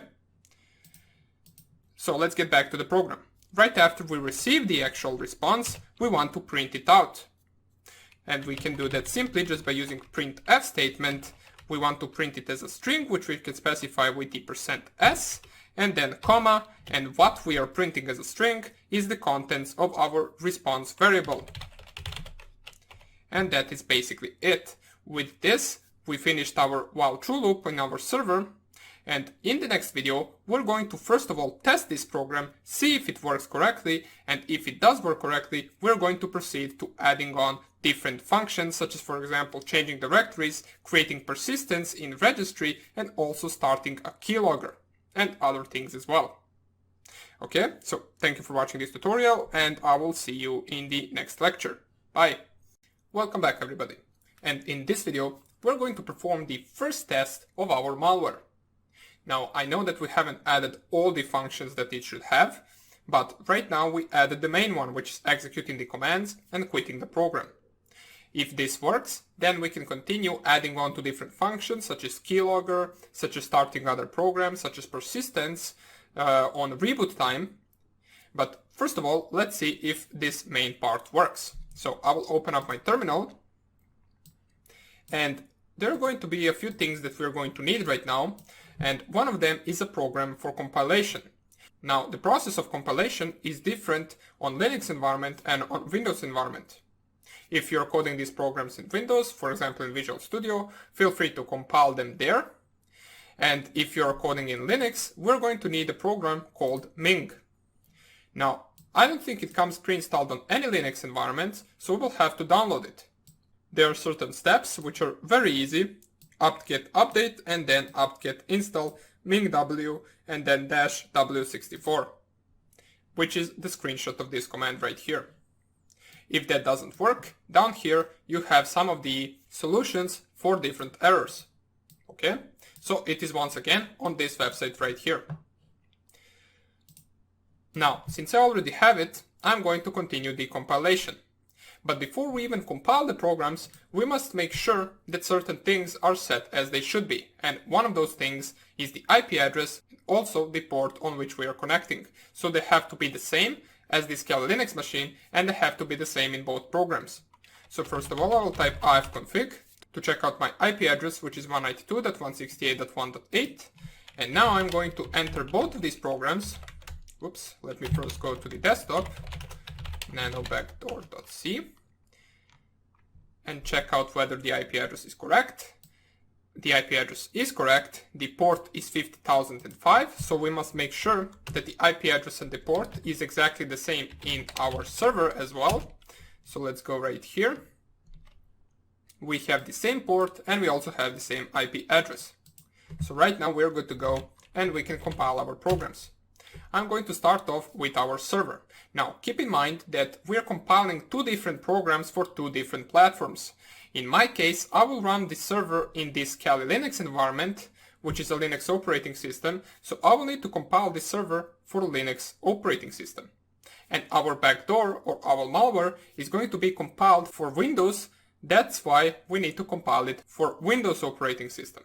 Okay, so let's start off with the server. In order to compile the server, after installing the program that we need, you can simply just type gcc, then the name of the file that you're compiling, which in my case is server.c, -o, and then the name of the file that you want the compiled program to be called. In my case, I will simply just call it server. Okay, so once I press here enter, we can see there are some errors in this program which we need to fix. The first error, let's see right here, is in this line, and it is letter L that doesn't really need to be here, so we need to remove this. As well, in this line, we're missing a dot and comma. So this actual compiler is really good because it tells you exactly where the errors are, as well as what are the errors. So in this case, we need to remove the L, and here we need to add the dot and comma at the end of the line. So let us do it right away. Let's go right here. Here is the line where we need to add dot and comma. And here is the line where we need to delete L. Once we fix all of that, let's save this, exit, and let's compile the server once again. And we can see right now we don't get any errors and our server is compiled and it is stored right here on the desktop. Okay, so right now that we have the server compiled, we can compile the backdoor. Now, the command for compiling the backdoor is a little bit longer, so we will need to go slowly right here. The beginning of it starts like this: i686-w64-mingw32-gcc.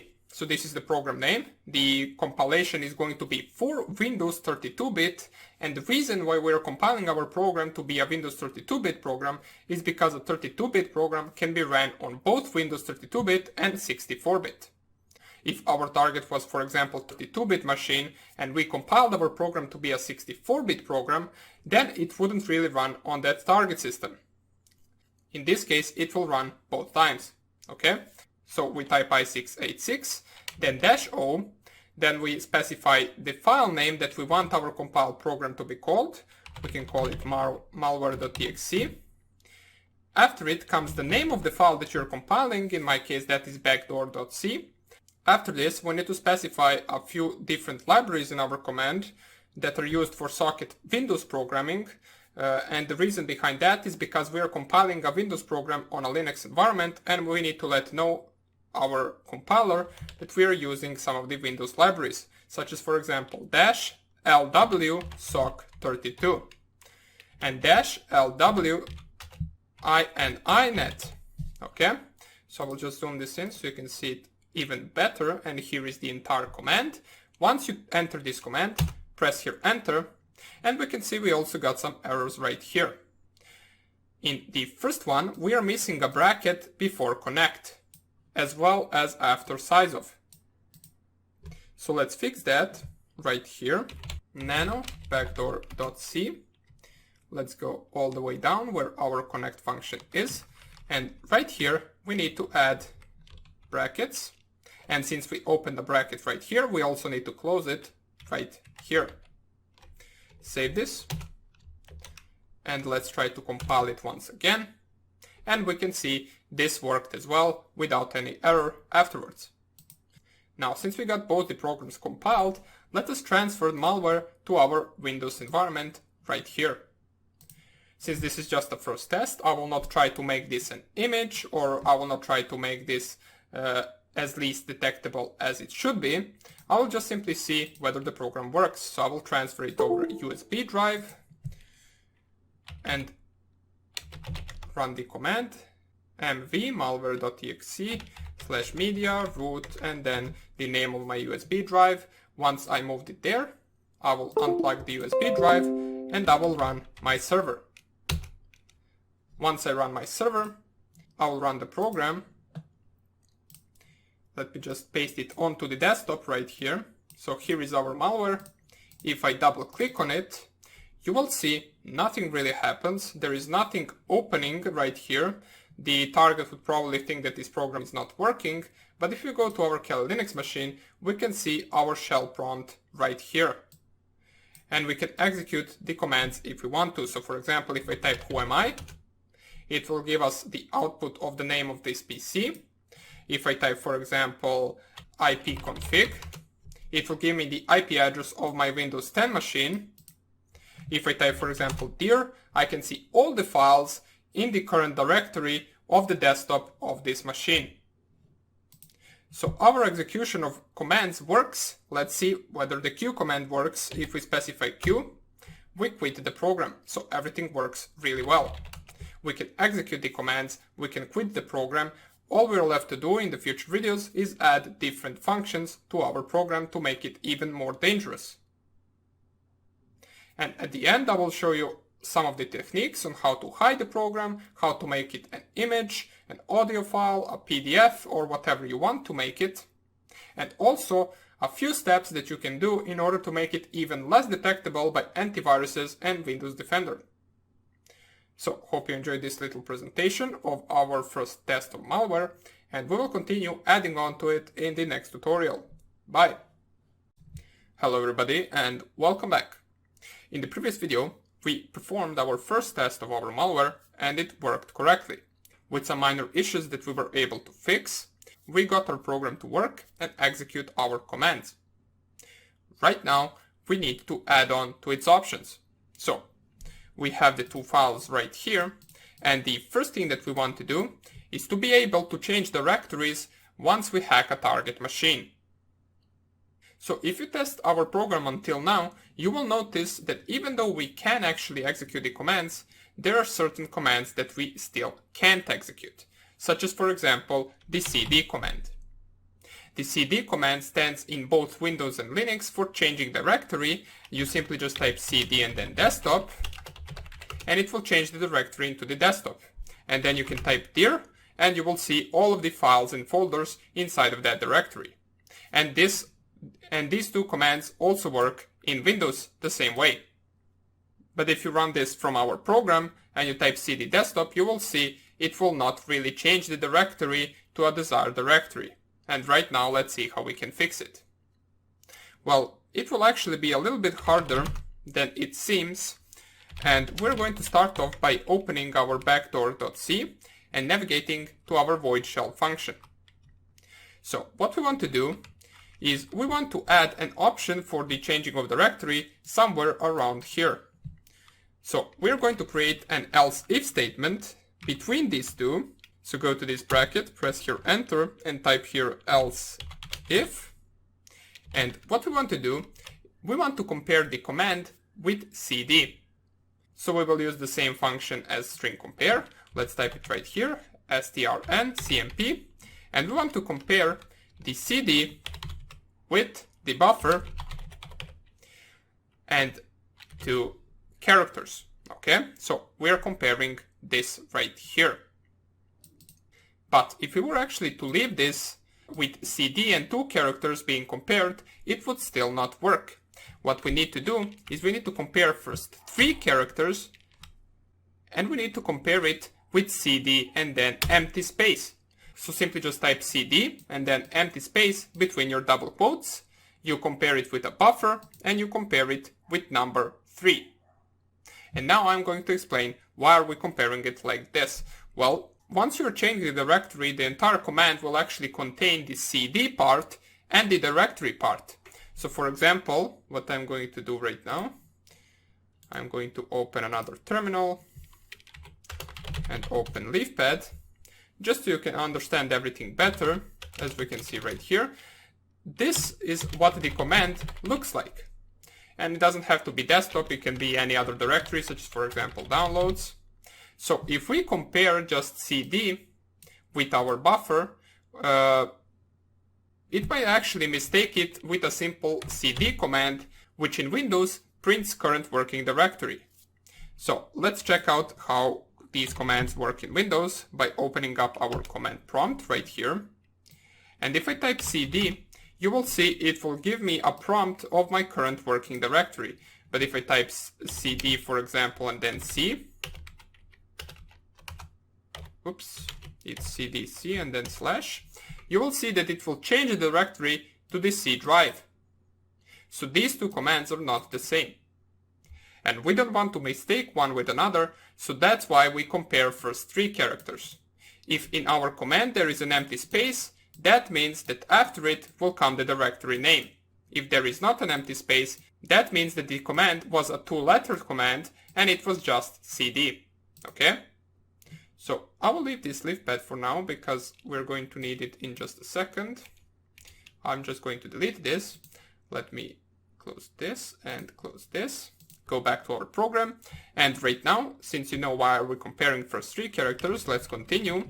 Else if string compare equals to 0. Then what we need to perform is a changing of the directory. And there is an actual function in C which is called chdir, which allows us to specify the directory name between the brackets, and then it will change the directory inside of our program to that specified directory. But how can we actually do this? We cannot specify buffer right here, because buffer would be the entire command which contains cd space as well as the directory name. So once the program tries to change the directory to, for example, cd desktop, it will get confused because it also has this part in it. So we need to somehow actually cut off this first part and then leave the buffer to be only the directory name so we can specify it inside of these brackets. And I have a function coded that will do exactly that, and we're not going to code it because it would take a lot of time. We're just going to add it to our program, and don't worry, I will also add the function as a code resource inside of the course. So here is the function right here. As you can see, it is quite a large function, and it is called string_cut. And what this function actually allows us to do is exactly what I mentioned previously, which is to cut a certain part of our strings. For example, let's say, and I will write it down here, Or let me just add another window right here. So we're going to leave this function on a side and we're going to code right here. So let's say we have a command cd desktop. And in actual C, we have the chdir function that needs desktop in between the brackets in order to actually change the directory successfully. So what we need to do is we need to cut off this first part and make it like this, and then specify the result inside of the function. And this right here allows us to do that. So this string cut function takes three parameters: this string, this slice from, and this slice to. So let's explain it even better. Let's say we have a command that says cd downloads. We can cut off the downloads part using the string underscore cut function that we coded, and then in between the brackets we specify the entire string, and let's say this string is stored in our buffer like this, and then we specify as a first parameter the string name. The second parameter is the character from which we want to start cutting, and in our case it will be character number 3, and we want to cut until the end. So to make sure that we catch all of the characters, because we cannot really specify 5 right here, because 5 would cut up to here, and we can't really specify 10, because imagine if there is a directory that is more than 10 characters long, then it will still not work. But if we specify 100, then it is most likely that we will catch all the directories, because there is really not a directory that is over 100 characters long. So what the result of this function would be is simply downloads. And then we would pass those downloads, or we would pass it like this, copy this, inside of this function, and then we would have the successful changing of the directory. So let's implement that in our program. First thing that we're going to do, we don't want to say this, first thing that we're going to do is we're going to copy our function and add it to our program. We want to add it right at the beginning, so go all the way up, and above the void function or above the void shell function, we want to paste our string cut function. And the contents of this function are simply just different string manipulation that allows us to perform the cutting of a string. So let's go all the way down now that we have our function, and let's add it right here. So we want to change the directory to a string cut, so string underscore cut, open the brackets. As you remember, first parameter is the command, which in our case is stored in buffer. The second parameter is from which character we want to cut, and that will always be number 3, because we are cutting first 3 characters, therefore we are cutting from the third character. And the last parameter is going to be up to which character are we cutting. In our case we will specify 100, just to make sure that we gather all of the characters from each directory. Okay? And this is actually all that we need to do in order to be able to change directory. Let us save this. And with this we are done. So in the next video we're going to see how we can actually create persistence with our shell. And by persistence I mean adding our file to a Windows registry and allowing it to run every time after we restart the computer automatically. So hope you enjoyed this tutorial, and I hope I will see you in the next lecture. Bye! Welcome back everybody. In this video we're going to start off with our function that is going to create persistence to our target. But before we actually code that function, I just want to make sure everyone understands what we are creating. So this will not be a coding lesson, but rather a short lesson where I will lead you through Windows registry and show you where we are going to store our registry key for our program. If you go to your Windows environment and you go to this search bar right here, you can simply just type the command run, click here enter, and it will open up this small window which will ask you to input a name of the program that you want to open. In this case, we want to navigate to our registry, so we'll simply just type regedit, which stands for registry edit. Once you type that, click here OK. It will ask you for the administrator password. Since I don't have one, I will simply just click here yes, and it will open up my registry. Now, registry looks like this in case you haven't seen it, and this is basically the heart of Windows. This is how Windows functions, with different registry keys and different registry values. Now, there is a certain part of this registry where if you add a registry value for a specific program, it will let that program run every time you restart the PC without you actually having to click on it or turn it on manually. And that part of the registry is located at this path.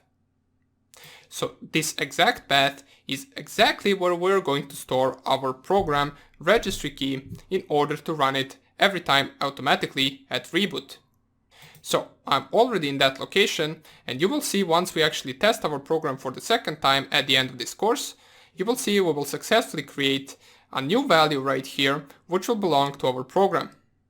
This data right here will be the path to our backdoor.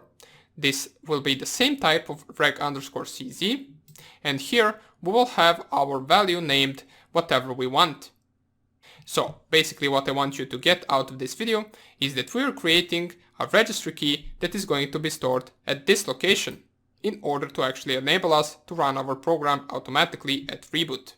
So we are seeing in the next video how we can implement that to our program. Now that you have the basic idea, let's get straight into it. Okay, so now that we know what registry is and how to access it in Windows, let's see how we can access it in our backdoor program.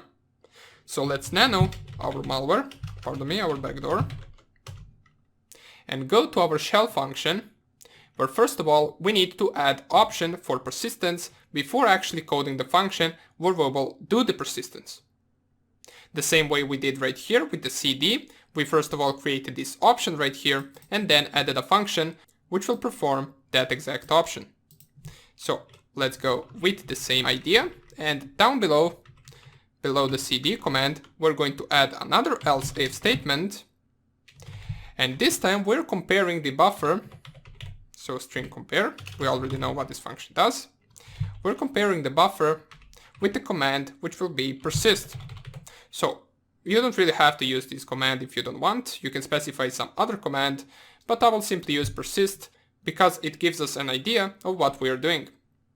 So persist has 7 letters and we are comparing it with buffer and then 7, standing for 7 characters, and we want to make sure that is equal to 0 in order to perform the function which will be boot run.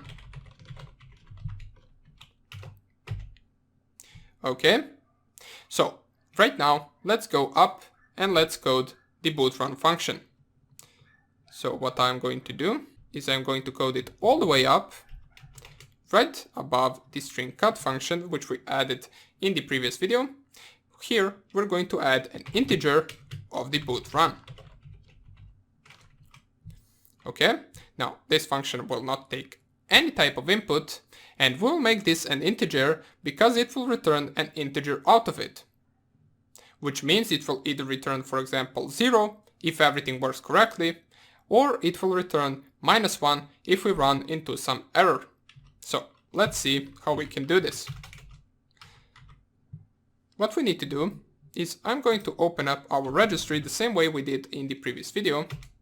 In order to help me actually create this function, I'm going to open it up right here, click here yes, and I'm going to lower it and open it up as we need. Now, the first thing that we're going to do right here is we're going to create 2 variables. One of the variables will be the error variable, which will give us an output if we run into a problem, and the other one will be the success variable, which will give us an output that we successfully created persistence. So let's go right here and create the first one, which will be the type of char, and then we will call it ERR. It will take only 128 bytes, and it will simply just be a string that says failed, and then the new line character. Okay.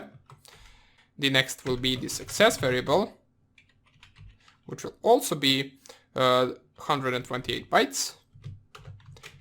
And this will be a string that says created persistence at, and then we're going to specify the path where we're creating the persistence. So we're going to write it here, hkey underscore current underscore user, which is the same path as we showed in the previous video, this one right here, just without this computer and then backslash. We're adding everything from here. Let us go and add it. So backslash backslash software backslash backslash Microsoft, then another backslash backslash Windows, Windows current version, and then run, and then backslash n for the new line character. Okay, so now that we created these two variables, we're going to need two more, and the next one will be a type of tchar, and the tchar is basically a Windows 32 character string that can be used to describe ANSI, DBCS, or Unicode strings. And we're going to call this szpath, which is going to take the max path value. And basically the max path is maximum path length limitation, and on Windows 10 it is 256 characters. So we're going to use this variable to actually store path and to get the path to our own malware. Okay, and the fourth variable is going to be type of dword, which stands for double word, and we're going to call it pathlen. Pathlen stands for path length, and we're going to make it 0. And dword is basically a short for double word, and it is a data type that is an unsigned 32-bit unit of data, and it can contain an integer value. Okay, as we can see right here, we added 0 to it, so it for sure can contain an integer value. The next thing we want to do in our function is we want to use this pathlen variable that we just created and perform a function on it, which is called get module filename. So this is a function in C, and this function takes 3 arguments. First one will be null, the second one will be the szpath, and the third one will be the max path. And this function will retrieve the fully qualified path for the file that contains the specified module. In our case, we're getting the path to our malware. Once we perform this function, we need to check whether everything works successfully. So we're going to run an if statement. So if pathlen equals to 0, which means we got an error, we're going to send to our socket object. So send sock, we already know this function, the error, and also we need to specify the size of that error, as well as the fourth argument, which will be 0. Okay, and then we will simply just return -1 from this function, from this bootrun function. Okay, so let's go and continue. The next thing we need to create is, since we are adding in registry, we need to create the registry key value in order to actually be able to input our program to this registry. And how we do that in C, we simply create a new variable, which is going to be the hkey variable, and we're going to call it new val. Okay, and this value is basically just a handle to an open registry key. So now that we have this value right here, we can perform the function in an if statement, which is going to be registry or reg open key. So we are opening registry key, and this function takes 3 arguments, which first one is the actual part of registry where we are opening our key. And if we go to our Windows registry right here, we can see there are 5 main parts. Let me just go right here. We can see there are 5 main parts, and the one that we are interested in is the hkey current user. So we are going to specify that right here, hkey underscore current underscore user. The next argument will be the path inside of that registry. So the path will simply just be everything after it, which in our case is this. So let us copy this without the \n. And inside of text, inside of the brackets, we need to specify double quotes and paste the rest of the path. So this is what should be inside of these brackets. And the last argument is going to be the memory location of our new value. So in order to do that, we will simply specify it like this. And this cannot be equal to error underscore success. So once again, what this line basically means is this function will perform as it says. It will open up a specified registry and it will try to add the new value to it. So if this doesn't work, what we're going to do is we're going to once again send the error to our server to notify it that this did not work. Okay, so we're going to send to our socket object the error and then the size of the error and the last parameter once again 0, and we will return -1. Okay, so oops, let me just go and tab this bracket in so we have organized space. Okay, so right now that we opened up the registry, we need to set the value. In order to set the value, we first of all need to create another variable, which is going to be the word type, which we already know that it is a double word, and it is going to be called path length in bytes. It is going to be equal to the path length variable that we already created right here. And we are going to multiply that with the size of the SZ path.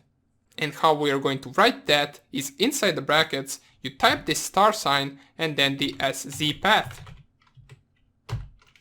Okay, so this might be a little bit hard for you, but don't worry, this function bootrun is actually the hardest function that we are going to code, and it is soon to be over. All we are left to do right now is we are left to actually set the value that we opened inside of our registry. And we are going to do that once again inside of an if statement. So if, and then the function name is reg set value x. And this x basically means that it is going to look for an error. And right here, we specified reg set value x. The first argument is going to be the new val, which we opened up right here. And we created right here. The second parameter is going to be the actual name of what we are creating. And by that I mean, if you go to the registry and you go right here, under the name tag is going to be our name. And here we can specify anything that we want. For example, we can specify something like text, and inside of this will be double quotes and then hacked. Okay, so we need to specify it like this. The third parameter is going to be 0. The fourth parameter is going to be the reg underscore cz. And reg underscore cz basically stands for this type right here that we are creating. In our case, we want to create the same type as this, which is reg underscore cz. That's why we are typing it right here. The next parameter is going to be a little bit tricky, and we are going to specify it like this, lp byte. And then cz path, so lp byte from the cz path, and then the last parameter path len in bytes. All of this has to not be equal to error underscore success. And once again, with this function, we set the data and type of a specified value under a registry key. Okay, and if this doesn't work, what we are going to do is we are going to close the key. First of all, we need to do that. And for us to close the key, we need to use the function reg close key. And which key are we closing? Or we are closing the only key that we created, which is this new value key. So inside of it, we specify new val. And we send the error to our socket. So sock error, size of error, and then 0. Okay. After it, we return -1. And we are almost done. All we are left to do right now is actually send the success message in case this all worked. And we are doing that at the end of all of these if statements, because in case all of this worked, that means we created the persistent successfully. And right now we can successfully close the key value. So we are doing the same thing that we did right here. Just this will be the case if it doesn't work, and this will be the case if it does work. So reg close key, and the key will be new val. And down here we want to send the success error, so we need to specify socket, then the message, then the size of this message, and then 0. And after it we can return 1, indicating that this actual function worked. Okay? So this will be our boot run function, and we successfully added it to our program, and we're going to see how it works after we finish the entire malware and the entire server. We're going to test all of these functions and fix them if we have any error. So even though this was one of the little harder videos, I hope you actually understood most part of it at least. If you didn't understand something, feel free to post it in the Q&A section and I will respond as soon as possible. Okay, so thank you for watching this tutorial, and we're going to continue coding in the next video. Bye!